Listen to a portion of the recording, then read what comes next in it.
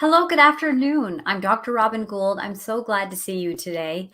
I was just looking at the start of my video, my little 28-second intro, and I remember that picture where I'm standing on top of that mountain, and that is in the Valley of Zin. And that's at a place called Biblical Tamar Park. And it's right there at the Negev. And it's really interesting because that's part of our Torah portion today. And I just remember standing there um, and having that photo taken and just feeling so good. I just remember that feeling was so good. And I'm wanting to kind of translate some of that great feeling to you today. So I want you to remember that the future begins now, and here on Messianic Lamb Network, which is, you might be watching this on YouTube, but messianiclambnetwork.com. That is the website where you can always go and get our content. There aren't changes there that are constantly happening like on other media platforms. So just want to make sure we're referring you back there. But the future begins now. And whatever it is that you've been doing, thinking, or not doing or not thinking, today and now is now. And we don't have the future, we have now. And all the nows is what's going to create the future. So it's exciting to think about it that way. So today we're going to cover not the whole Torah portion. We'll cover what we can and just kind of draw out a few points that I would like to make in the Torah portion. Shalach is Numbers 13 through 15. And this is the Torah portion where it talks about the spies going into Canaan. And this is, of course, a very famous story. I mean, the entire Torah is, I would say, famous, but there are stories that are much more famous than others. Some are more infamous in some people's minds. But this is one that is, I think, a pretty significant piece of the pie in terms of lifting our eyes and looking ahead without losing now. Now, that can sound like a really tough challenge, and it is. But here is what's exciting. And I think this is brought out in this Torah portion, but maybe it's not as often spoken of. But I think sometimes when we are reading the Torah, we know the stories, we know the outcome. And so we don't really listen to the story. And we don't do this, right? When you know a family story really, really well about, let's say, your uncle, and every time you tell that story, you're actually looking for the reaction of the person to whom you speak. You want them to hear the story. It might be a funny story or a scary story or a sad story or whatever, but what you're doing is you're conveying a story. And a lot of times we forget the actual impact of the story. It becomes a part of the tapestry of who we are. And it is a part of what has made us the way we are, right? The epistemology of who we are is all the stories we've been exposed to, ours and others around us. That's who we are.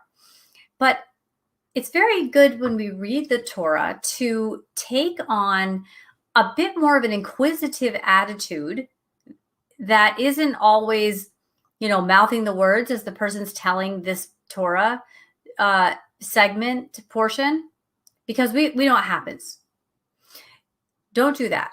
Let's not do that here. Let's tell this story.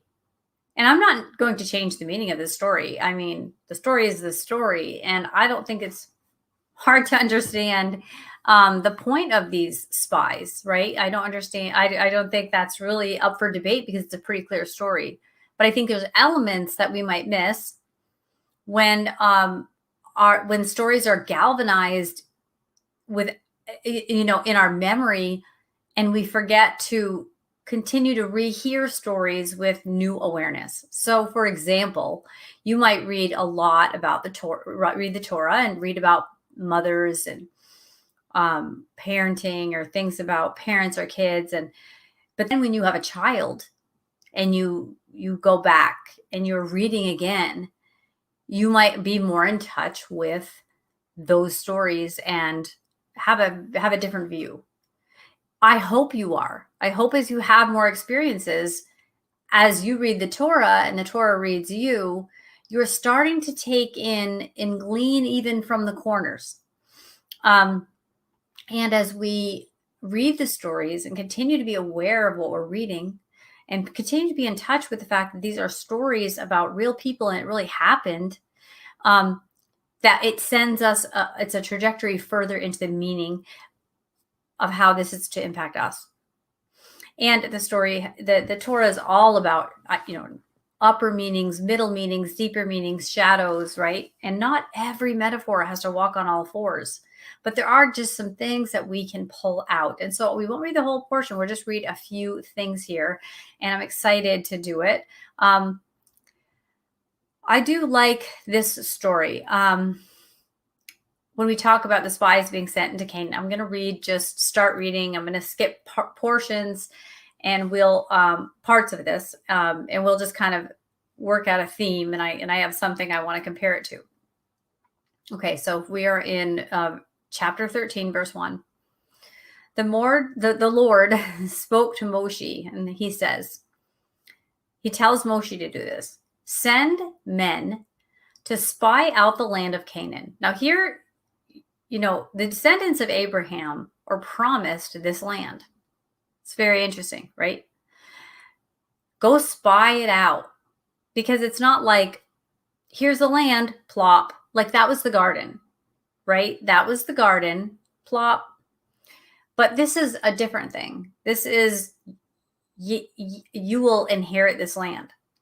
Inherit has conditions on some level, but we have here the covenant of the pieces, back where Abraham was sleeping when that smoking oven and flaming torch went through the pieces in this blood covenant of the land to the descendants. So yes, we do know the end of the story. We haven't even seen it yet. On some level, we haven't seen it yet. That the seed of Abraham will inherit this land fully inherit it. So take the ending out and let's get into some of this middle stuff, because I think this is where we need to go. So he says, send men to spy out the land of Canaan, which I'm giving the people of Israel. Now he says, from each tribe of their fathers, you shall send a man, everyone a chief among them. So we know that there are 12 tribes. God saw fit to separate and become tribal. Different tribes had a different slant, a different tone, different blessings, different curses, different birth order, different mothers, some the same, right? All the same father. That's interesting.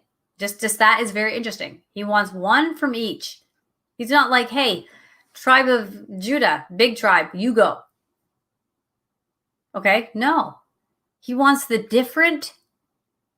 chief from each different tribe to go and see what they see. So you're going to send a chief from each tribe, and Moses does this. He sends them from the wilderness of Paran, according to the command of the Lord, all of them men who were heads of the people of Israel. So it doesn't just say Moses did what God said, the Lord said, Adonai said. It could say that. But in this particular passage, it's very specific. He sent all the men who were the heads of the people. So the heads, the wiser ones, the accountable ones, all from different tribes. And these are their names, and it tells you like who's from Reuben, who's from Simeon, whatever. So there's all of that, which I'm going to pass over till I get to the next part here. Of course, we have Manasseh and all that. Make sure you're familiar with all of that, all of what that means. Okay. And Moshe called Hoshea, the son of Nun, Joshua. Now, Moses, we're in verse 17. It says, Moshe sent them to spy out the land of Canaan. Okay, it's really kind of keeps repeating this. Like, remember, he sent them to spy. It just didn't say he sent them out. It's to spy. And he says to them, go into the Negev, go up into the hill country, and see what the land is. Now, I'm up there on that mountain, close to that area, and I'm looking and I'm seeing what there is, right? It's really an amazing feeling. And he says, see what the land is. And here are some things to look for. It says, are the people who dwell there, are they strong or are they weak? Are there few or many? Are they, it says, is the land they dwell in good or bad? Are the cities they dwell in camps or strongholds? Is the land rich or poor? Are there trees in the land or not? Be of good courage and bring some fruit of the land. And this was the time in the season of the first ripe grapes. Okay, so another version of this reads as follows. When Moshe sent them to spy out the land of Canaan, he told them, go up through the Negev into the hill country and see what the land is like. Are the people strong or weak, few or many? Is the land good or bad? It says, are the cities where they dwell open camps or fortifications? Are they to let people in or keep people out? Is it an invitation or a complete and utter warning? Is it a threat?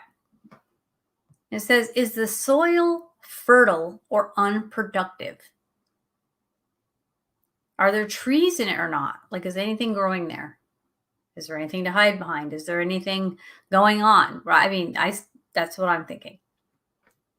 And then he says, be courageous and bring back some of the fruit of the land. Okay, so we're in verse 21 now. They went up and they spied out the land from the wilderness of Zin to Rehob near Lebo Hamath. They went up into the Negev and came to Hebron. It talks about all the places where they went. And they cut down this branch with a cluster of grapes. So the fruit of the land, they grab it. They have to put it on a pole, which is the word used for when I believe they're carrying the tabernacle,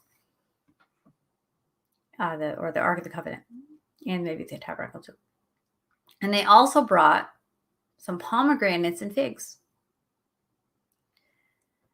Okay, so let's say something. When you're looking at something that you are to possess, that you are to conquer, that you were promised, you're promised something. You're promised, like someone promises you, you're going to inherit this business. And you're told, okay, so you're inheriting this business. Go spy on the business and come back and tell us what it's like. Are the people nice? Are they cagey and gossipy? Can they learn? Are they stiff-necked? Does anything grow there? What's the fruit? Go bring some fruit back. So that means go into the land, take some fruit, and bring it back. I mean, I just think that's interesting because in our lives, even things we are to inherit, we're still the test of the season. Now, this was in the season of ripe grapes when fruit should be. This is the season they should be bearing fruit. Does that sound familiar to you right now? Because I find it very convicting. In our world right now, globally, but I will say, let's say I'm in the United States of America, whatever, I can speak for myself. This is a season where there's a lot of challenging things happening. And the idea is, with all of these challenges, things happening, fruit, this should be a season of something with the fruit. I think it means the season where we should be bearing fruit. Because when we're struggling and going through a hardship, you'll know them by their fruit. Not you'll know them in the seasons between when fruit is produced. You're going to know them by their fruit. So it takes time to know people and to be with people, to find out who they are, to find out what they're about. It takes time. You have to have them in different seasons, when they're producing fruit and when they're not producing fruit. Because there are times when none of us produce fruit. Like I go through seasons I'm not producing fruit, seasons I'm producing fruit. And you people will know me by my fruit. Not fruit that I'm tying on that I ordered from Amazon that looks like fruit so that people will like me. What's the fruit that's coming out of me? Oh, okay. And they brought it, they said, bring some fruit, and they brought some fruit, and that was big fruit. But don't miss some of these messages that are coming here with whatever you are set to inherit that you're also asked to conquer. That is very interesting. It's yours. Go fight for it. It's mine. Go fight for it. What? It's yours. When Abraham was sleeping, it was promised, but go fight for it. Go test it. Go first. Go spy on it. What's going on there? That's interesting. To me, that's a metaphor of like life. You're promised this life you're given, but how that works and how you conquer it, how you possess that land is going to require reconnaissance. It's going to require attention. It's going to require courage. And it's going to require wisdom about what are you walking into? What are you walking into? Your relationships with people. What are you walking into? Well, you have to see the fruit, first of all. So sometimes you have to bear with people long enough to give them a chance to bear fruit. Some people are slower to warm up into friendships. Some people are much quicker. Some people's lives, their fruit's very obvious. It's not little dates you have or almonds you have to look up close to see. Some it's like big, grapefruits or whatever, right? You're going to see things. Everybody's different. Everybody has their way. And so when we strive with people and they strive with us, we're going to watch how do they handle storms, because it talks here about the soil. Is it productive or not? Are there trees there? I think that's really important for people are compared to trees. I feel like there's just so many buzzwords here that if I'm an Israelite, I'm going to hear, oh, use those words a lot in Genesis, and then Exodus, Numbers, you're going to see these words and these meanings. And so the people would be in a mindset that they're in the wilderness, right? And they're being taught a mindset. But to me, this is a very hard and fast example of spy on things that you're promised so you'll know how to fight for them. Okay. I find that a profound thing. Not everybody does. That's all right. Now, at the end of the 40 days, and of course, that's the time of travail, right? The time of testing in the wilderness, the travail time, the time of like a test. So at the end of the 40 days, they returned from spying. So they didn't just like peek in for a minute. They really took their time. They got in there. They saw what they had to see. And then they returned. And they all returned at the same time. So that gives you the idea that they might have been together while they were examining things. Maybe they weren't, and they had a let's meet in 5 sunsets from now and we'll all head back. I don't know. But they all returned on the same day at the end of the 40 days. Because it doesn't say around that time. Where sometimes in the Bible it does say that, around that time. This says at the end of the 40 days. And they came to Moshe and Aaron and to all the congregation of the people in the wilderness of Paran at Kadesh. Okay. Just lost my place. Okay. They brought back word to them and to all the congregation and showed them the fruit of the land. And they told him, we came to the land to which you sent us. It flows with milk and honey. And this is its fruit. So the land itself is productive. It's fruitful. It's the land that the Father made. Like it's a great land, the land itself. He says, however, the people who dwell in the land are strong, and the cities are fortified and very large. Okay. So what they're describing is like, no welcome wagon is going to come for all of you to settle and hang up your shingle and start your business. Like that's not their goal. And besides, so furthermore, and this leads people down so many weird paths, I'm not going to lie. We saw the descendants of Anak there. The Amalekites dwelt in the land of Negev. The Hittites, the Jebusites, the Amorites dwelt in the hill country. And the Canaanites dwelled by the sea and along the Jordan. But Caleb, he quiets the people. It's interesting because Caleb means dog. Kind of interesting. He quiets the people before Moses. So what's interesting is Moshe's getting this report. And Caleb, it says to all the people, because they're like, it's all just enemies and what? Right? And he's like, shh. And he says, let us go up at once and occupy it, for we are well able to overcome it. Then the men who had gone up with him, so these would be the other chiefs, we are not able to go up against the people. They're stronger than we are. So they brought to the people of Israel a bad report of the land that they had spied out, saying, the land through which we have gone to spy it out is a land that devours its inhabitants, and all the people that we saw in it are huge.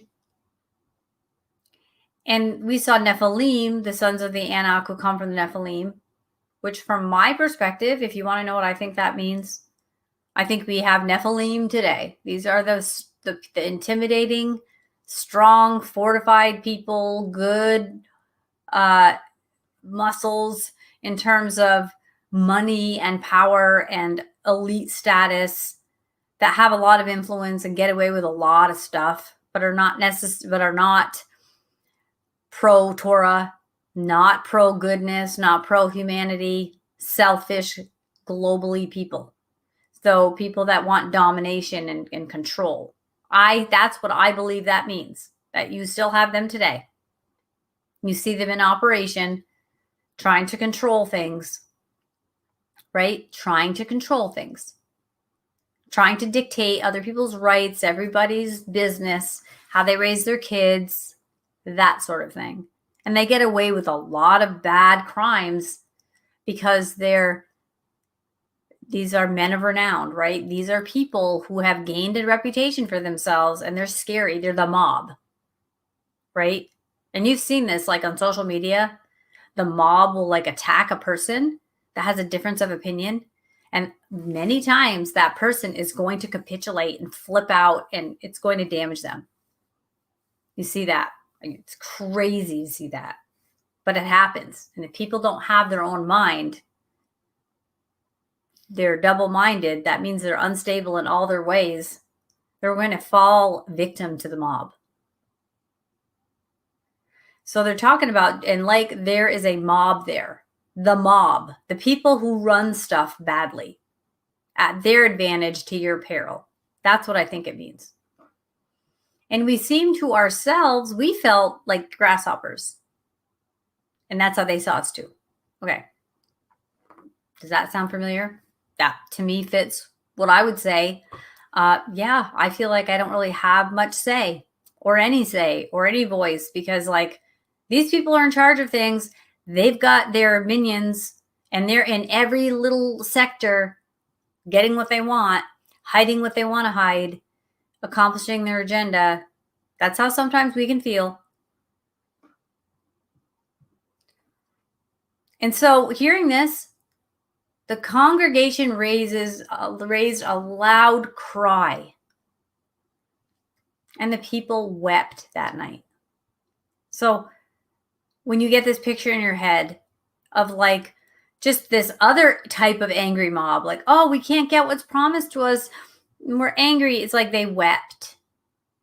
They wept. And all the people of Israel grumbled against Moshe and Aaron. The whole congregation said to them, would that we had died in the land of Egypt. Like, why didn't you just let us die slaves? And we talked about this with the Red Sea parting. Just let us die there. We had leaks. We had Food, we were not happy, but we had the basics. Pharaoh allocated and allotted a little bit of oxygen we were allowed to breathe in the earth that God made. Thank you. Or that we had died in this wilderness. Why is the Lord, and they had wept, why is the Lord bringing us into this land to fall by the sword? To let these big, huge, intimidating factors just wipe us out. Our wives and our little ones will become prey. Can you have a little compassion for just that sentence? I know we're all about, where's your faith? Where's your faith? Okay, I agree with you. But it's all well and good to have faith till you have children. Do you ever hear that saying? Ask any parent. That's when the rubber meets the road of faith. Because you love something more than you love yourself, and you see the world hurting it and breaking it and destroying it, and you're supposed to have faith. And it's hard. And sometimes it's not hard. But this story, I believe, is touching on that. These people wept all night and said, now what's going to happen to the people we love? Now, remember, they came from a system of these little g gods that never came through for them, really. I mean, really, they were not gods, but they were gods, little g gods. And that was the system they were slaves to. It's kind of hard to just switch the script, just trust God, right? Does that make sense?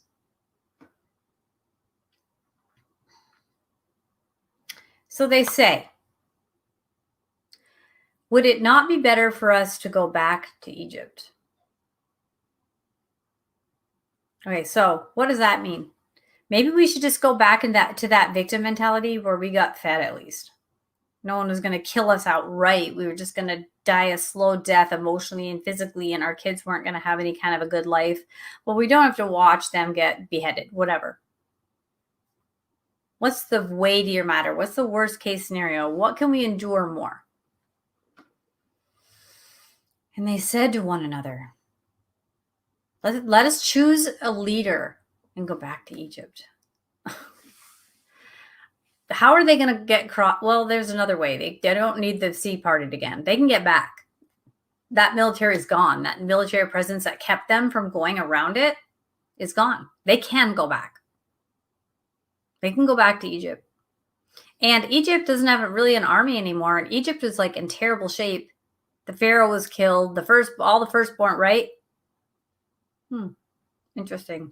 I could go back and just be their army. There's a lot of them in the wilderness. It wasn't like these movies where you see 100 people. I think some people say it was 2.5 million. I think different people have different numbers. I'm not quoting a number because I know people have actually very heated debates about that. And in this program, I don't die on those hills, and I don't require us to agree. I'm not even going to mention all the different amounts of people, but then Moshe and Aaron fell on their faces before all the assembly of the congregation of the people of Israel. They fell on their faces. These two leaders, the leader and the spokesperson. Okay. And Joshua, the son of Nun, and Caleb, the son of Jephunneh, who were among those who had spied out the land, tore their clothes, right? So this is a sign of grief, grieving, and desperation. So they demonstrated outwardly to the people that this was an intolerable situation to them, what they were hearing.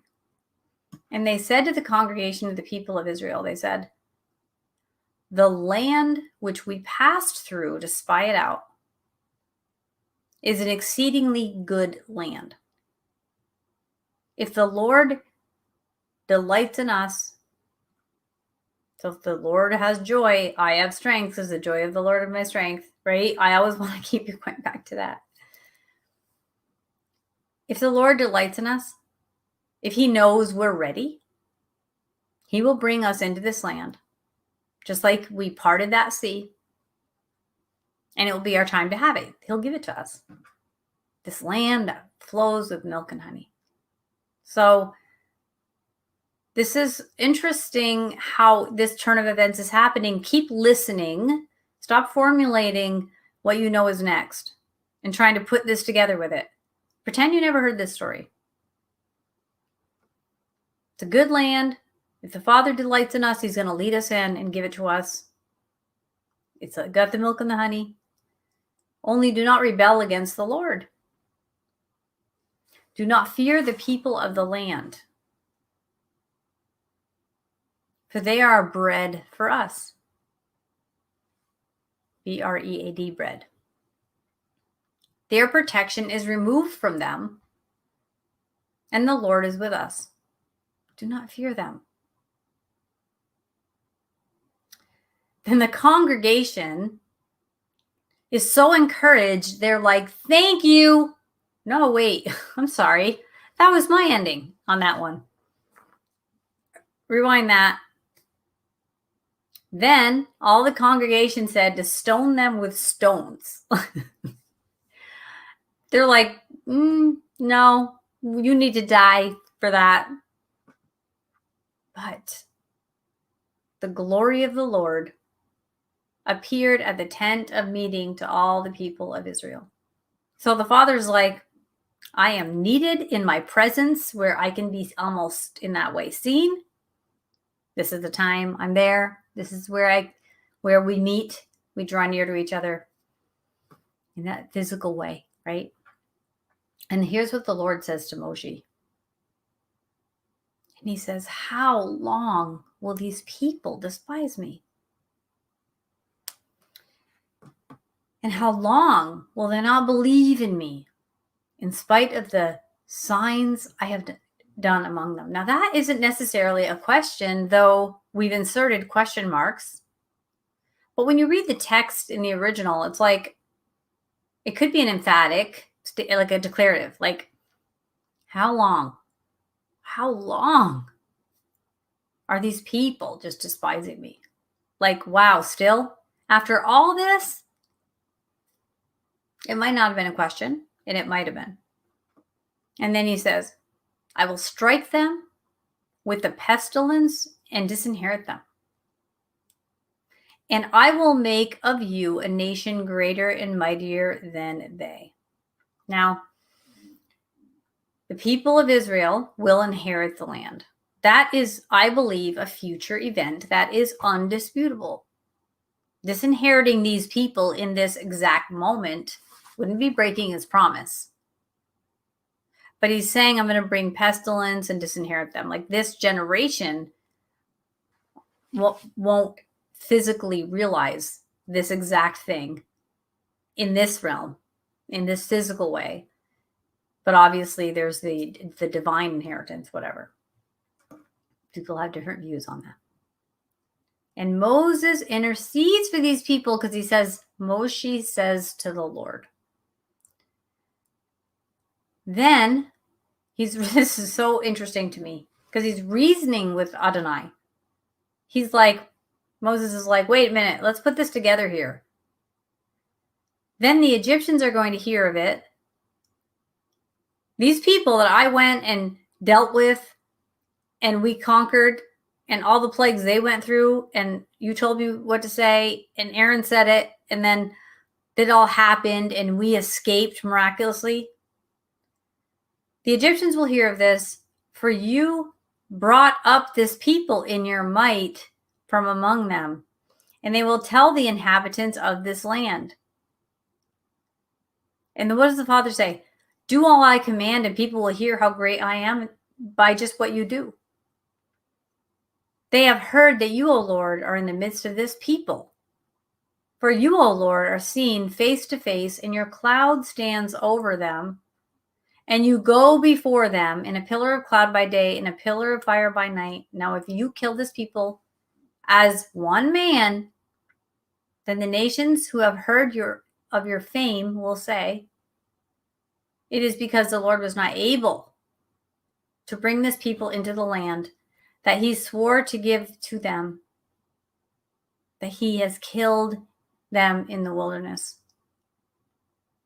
And now, please let the power of the Lord be as great as you have promised, saying, the Lord is slow to anger and abounding in steadfast love, forgiving iniquity and transgression. But he will by no means clear the guilty.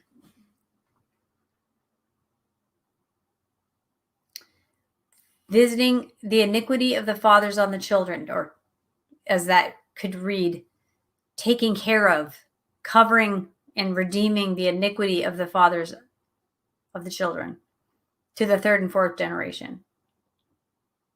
So the Lord is slow to anger. That's your reputation that you say is that you're slow to anger, you're abounding steadfast love, that you forgive iniquity, but that he will not take care of everybody. Please pardon the iniquity of this people, according to the greatness of your steadfast love, just as you have forgiven this people from Egypt until now. Okay. That confuses people sometimes. He's arguing with God. He's giving God tips. He's reminding God of his image, that'll shatter if he acts on his anger. Okay, what does that mean about God? Is it about God? Is it more about Moshe? Is it about both? I'm going to go with both. Because then the Lord says, I have pardoned according to your word, but truly as I live, and as all the earth shall be filled with the glory of the Lord, none of the men who have seen my glory and my signs that I did in Egypt and in the wilderness, and yet have put me to the test these 10 times, and have not obeyed my voice, shall see that land that I swore to give to their fathers. And none of those who despised me shall see it, but my servant Caleb, because he has a different spirit and has followed me fully, I will bring into the land into which he went, and his descendants shall possess it. And then he says, now since the Amalekites and the Canaanites dwell in the valleys, turn tomorrow and set out for the wilderness by way of the Red Sea. Oh my gosh, that's such a huge pile of questions we have about the character of God, the nature of God, the relationship between Moshe and God, and just Moshe and just the whole idea of what's being said here. I'm going to tell you what I think. We ended at verse 26. Okay, so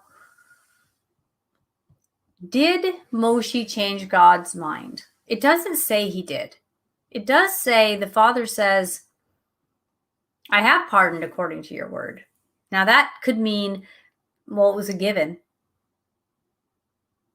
My declarative sentences about these people, they're just so steadfast in their lack of faith and trust in me. They're not even going to enjoy the land. I'm not going to get, when you give your kid a present and you can't wait to see the look on their face, if they're horribly mad and having a tantrum that morning, you're like, this is not the time to give them a present. Right? Okay. I bring things down to very simple pictures, in case you haven't noticed. He says, I have pardoned according to what you said. Like what you said is true. And he has done it. But it's interesting how he and Moshe talk. Like the Father shares his heart, and then Moshe shares his. Sounds like Moshe's like, but here, let me tell you this. Those Egyptians are going to hear, and guess what's going to happen? You're going to look like an idiot. I don't say that irreverently. I'm saying that's, if you're in the time of our abbreviated hour, and so he says, the people that have not obeyed me and had faith in me, and I can't, there's nothing that will convince these people. I can't part enough seas to make them happy. So it's got to be some way else that I reach them. And this will be the way. We will learn our failings sometimes the hard way. right? The hard way. Sometimes we warn someone about something. You're like, I see the way you're operating, and I think what's going to come of this is something that's really going to be bad for you and hurt you and be really sad. And they don't listen to wise counsel. They just do what they want to do. And then when it all comes tumbling down and they're full of remorse and regret, do they learn? So when he and Aaron, they continue to talk, that they've been grumbling against him. And that's just not going to happen. I'm not forfeiting the joy that I want when I made humans to see them open the gifts I give them because they're upset about other things or whatever. My relationship with them is fractured, at least on their end. This is just not the way this is going to go. And it's interesting because Moshe says the Egyptians are going to hear this story. And really what I'm hearing is like someday Robin Gould's going to hear this story. What's she going to think? You know what I mean? That's how I hear that. Like all the people around you that are watching. Does he change God's mind? I don't know. I talked to some very interesting people who think this is limits that the Father has made for himself that he could see if he wanted to, but chooses not to, and can interact authentically with Moshe, his friend, a man he calls, like Abraham and Moshe, these very David, right? These special men. So this is an interesting thing because if we want to go into the more generic doctrine here, it's just like about the faith of Caleb. When you see things, God's bigger than those things, just do it. But it was about so much more. There was so much more detail. There was the chiefs of the 12 tribes, all different types of people that think in different ways and are coming together. They have different moms. Or if they have different moms, they have moms that are even squabbling amongst themselves because like jealous, multiple wives, right? There's just going to be different ways. When they do work on nurture versus nature, like that you've read about twin studies and things, when the twins live in the same house, they become more different. If they're adopted and put in other homes, they're usually more similar because people will fight for their individuality and carve a path for themselves, right? And so the idea here for me is like, he says, lift your eyes and look out and see what you're seeing. What's the fruit? What's the land? How's the soil? Tell me about it. What do you see when you look at something that I've told you to inherit? What if they had come back? And there's no what if, but if they had come back and they said, well, looks really scary. And you parted that sea. So I'm excited to hear your plan here. What now? Because you promised.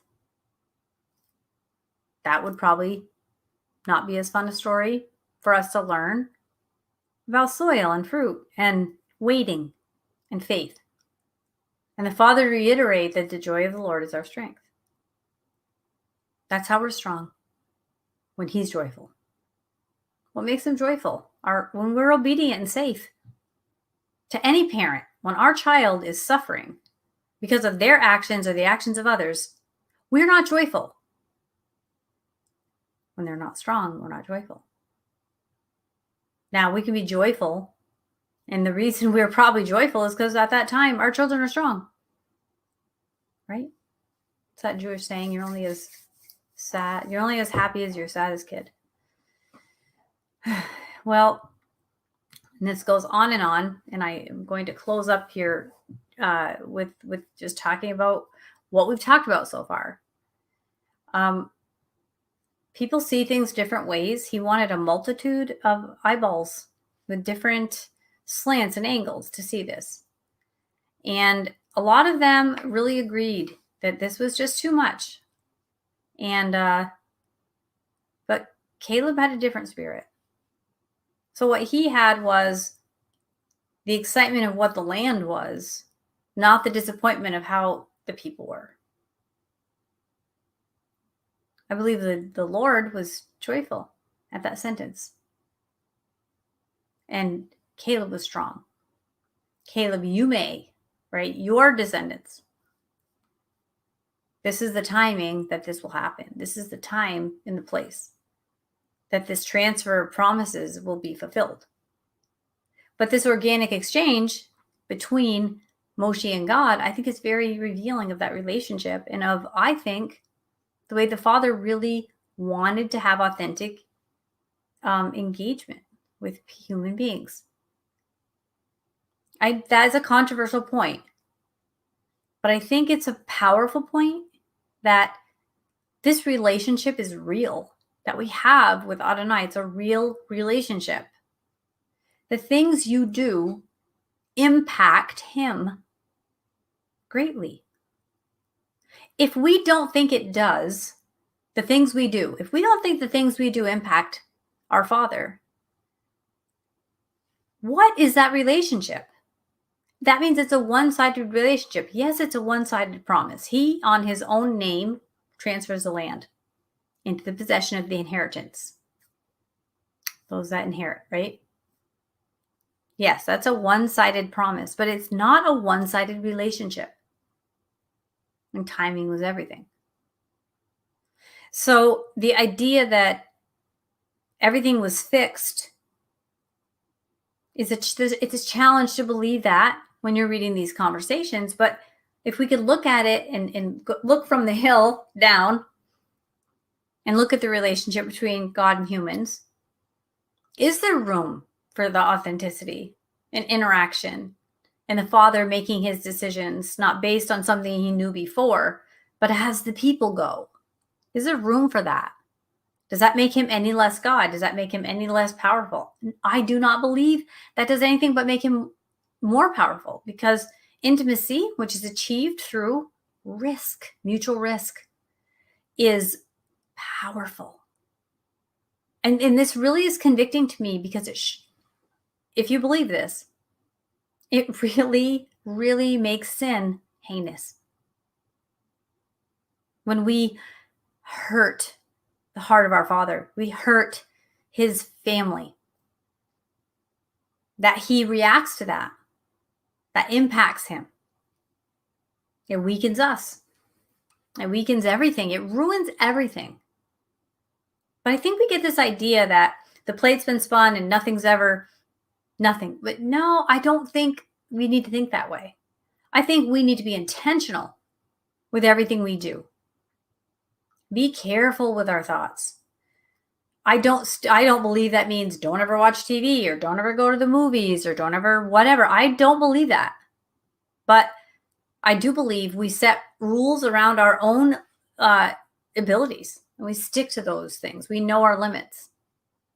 And we're careful that we don't cause our brother to stumble. A God that has created a gift of intimacy and an ability for him to be curious, because how fun would that be if you're God, to actually have the chance to be curious? How powerful is that God? He can create curiosity while everything is in his control. And yet you're not a robot. Predestined, not pre-programmed. You're not programmed. You have free will. I don't believe it's a gun to your head or love God, because there's no free will in that. I don't believe that. Right? If somebody held a gun to my husband's head and said, love Robin, I would never really, he loves me. It's all me. It's like, no, might be he didn't want that bullet. God is smarter than that. And he is too worthy of truth for that kind of lack of free agency. Like, what, right? He's appealing. He's incredible. He's glorious and magnificent. And living on this planet is really, really, really hard. Every day for some people, for years at a time. Some people have it easier. Some people can organize their thoughts on this planet easier than other people. Some people look at every adventure as a terrifying plane ride. Some people look at as a roller coaster they stood in line for, and now's my turn. People are all different. Don't try to set your compass to other people's faith, other people's way of living, other people's chaos and cyclones and problems, because there's just way too many to pick from. But set your compass on the God of Abraham, Isaac, and Jacob, who keeps his promises, but he keeps them in his own way within authentic relationship and connection. Because this is the God we serve. The God that comes and dwells when we need him and says, I'm here. Let's discuss this. Where are we all standing here? This is what I'm going to do. I'm disappointed that they reject me. That wasn't what I want. I'm not joyful. They will not be the ones that set foot on the land in this phase. No. Because the Father keeps his word. He keeps his word perfectly. We don't always know how that's going to play out. But when we read the Torah, and we already know all the stories, it's impressive, but it's not helpful. If you actually want to go, what in this do I need to see today? Like, where am I? New mothers, new fathers, they're going to read the Torah different this year. I know people that I have a cousin just had a baby the other day. Everything's new to her now. Having a cat is new to her now. It's different than it was 2 weeks ago. Just seeing the world when you have a child is so different. So if the Father sees the garden and it is what it is, and then he puts man there, and then takes woman out of man, and says, now interact and see how this works. It's different for him. And what does he want? He wants something to love, and he wants devotion that he gets, that he can't take. It's like real. Please let the realness of this relationship absorb into your being. It's not just a collection of stories and hidden words and letters. And the people that are big and bad, they're not going to win. Don't worry. Be prudent. Keep your eye on them. See how fortified they are and how big they are and what's going on. Keep aware. And always expect you're the winner. One way or the other. Remember this.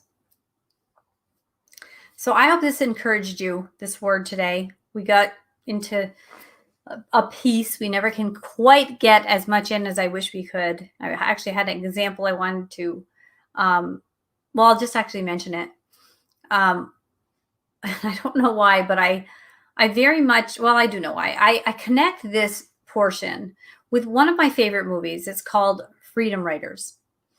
And this is a true story about a woman that goes into, she's in California, and she goes into the inner city. She's this white woman, and she goes into this inner city where it's a integrative process of student body, just trying to provide opportunities and open schools. So it wasn't so segmented. And she walks in and she just sees potential.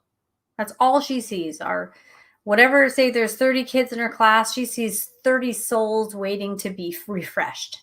And the potential to learn, she just doesn't see anything else. She just sees the land. She sees the soil. She sees the milk and honey. She doesn't see the obstacles. At least she doesn't think that they can beat her. And she gets right into that foxhole with these kids, and she does the work, and she cares, and she's persecuted, and she's made fun of, and the kids even don't like her at first. But she doesn't care. Doesn't mean she doesn't have her hard days. She even loses her marriage over it, because he just wasn't going to endure this special calling she had. But I love that movie because she is Caleb. She saw a difficult terrain of people struggling with loss and things that they have, the pain of the environment that they just felt stuck in. And she didn't think that that was anything that was going to stop her. And she showed up every day and she just loved and gave and used her gifts. She didn't let it get her down. And she's a massive inspiration for me. In that movie, I watch it all the time. Because Caleb's have to be here for us to get through. We need Caleb's. And the people weep in the background when they hear all these big bag boogie guys that are out there doing all these bad things. Yes, they weep. It's terrible. They worry about their kids. But be a Caleb. Not everyone is going to be a Caleb. There wouldn't never be a Caleb if everybody was one. It's the way the planet is just going to function. It's just how it is. But check that movie out. Let me know what you think about it. Actually, maybe I'll go into the comment section here for a second and see if any. Oh, I got 7 comments. Let's see. Oh, hi, Bobby Hall. And hi, Dave. Oh, and Faye. Shalom. Oh, I'm so glad you're here. And am a ladybug. Oh, thank you for asking. I feel better. I had massive dental work done. My goodness. And Carol, hi. It's so nice to see you. Yes, thank you so much for everything. You are such good people. I love you people. I just love when you come on there and say hi to me. But anyway, yeah, so there's my show today. Here's our show. The future begins now. We are going to be able to be a Caleb in a world of all the other eyeballs, weeping all night long. Yeah, we're going to weep with them on some level because it is tragic. But you know what we're not going to do? We're not going to be defeated, okay? Because we're not going to focus on the big wigs in the land that want to ruin everything. We're going to focus on the milk and the honey and the dates and the grapes because the grapes are so big that they had to be held on a pole. Like, this is good. This land is good. This land is worth fighting for. And we don't even do the fighting, but we do, right? But the Father strives with us. The Father will continue to strive with us. So may it go well with you. So go on to Messianic Lamb Network to get content here. I'm Dr. Robin Gould. My website is New Covenant Path. I hope to see you there. I have podcasts and blogs. I write Becky books, BEKY, Building and Encouraging the Kingdom of Yeshua. So you can go on and check those out. I have, I think, 5 of those books. I think 4 of those books, and a children's book. And I have a devotional that I wrote with Kenneth Sandifer, and interactive guides. Anyway, check those out. They're available on Amazon. But I am grateful for your time and attention today. I'm so glad we got to talk about this. I hope you think about it and maybe just leave me a note and let me know what you think on my website. But I'm glad to have talked to you. And remember, the future begins now. Bye. We are richly blessed to bring you what we believe is the fullest, most diverse, yet up-to-date progressive teachings, discussion, and prayer programming you can find anywhere on this planet. Be sure to take the tour of the MessianicLambRadio.com website. I'm Susan Hoogie, thanking you for joining us on the Messianic Lamb Video Network.